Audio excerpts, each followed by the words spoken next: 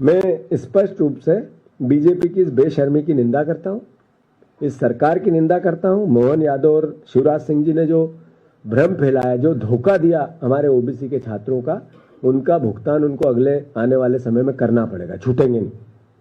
और मैं मानता हूं कि जितने ओबीसी के छात्र लगभग 3000 जिनको रोक रखा है इस बात को लेके कि 13% से 27% कानून लागू नहीं होगा तब तक, सुप्रीम कोर्ट से निर्णय नहीं आएगा तब तक रुकेंगे, उन लोगों को और हो गए 6-6 साल से उनकी नौकरियां कई लोगों की लग चुकी है पर वो ज्वाइन नहीं कर पाए।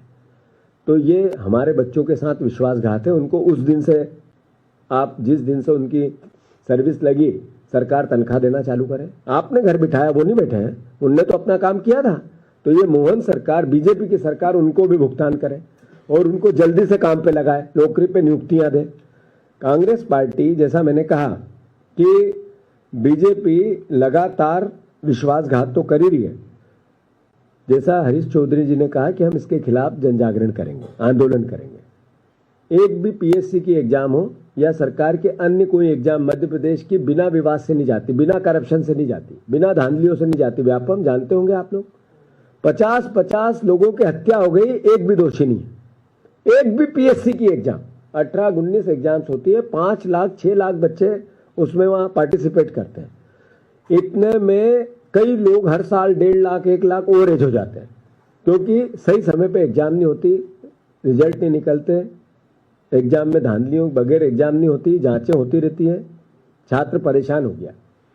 एक ऐसा काम जो आर्थिक घोटाला करता है कोई संस्थान, कोई व्यक्ति, कोई सरकार, ये बच्चों के भविष्य के साथ इंटेलेक्चुअल घोटाला करते हैं, क्राइम करते हैं। अपने वैचारिक रूप से अपने लोगों को विचारधारा के हिसाब से नियुक्तियां कैसे मिले, इंटरव्यू में इस तरह की धांधलियां आए दिन 65%, 50% लोग वही लगेंगे जो धांधलियों के थ्रू आएंगे।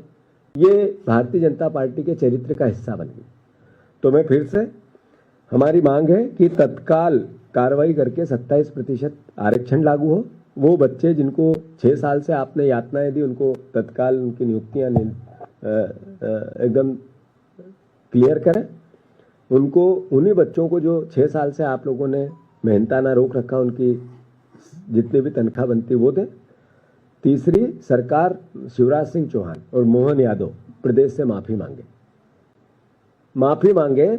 इनकी जवाबदेही थी, इन्होंने रोका, तो इसका मतलब है कि धोखा दिया इनने। तो ये सार्वजनिक जनता से और ओबीसी वर्ग के लोगों से कान पकड़ के माफी मांगे, उसके बगैर इनका पाप धुल नहीं सकता है।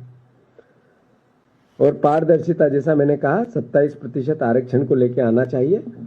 हम इस पूरी लड़ाई को कानूनन तो लड़ेंगे ही लड़ेंगे, पर जन आंदोलन भी बनाएंगे। इसके लिए पूरी रूपरेखा बना ली गई है।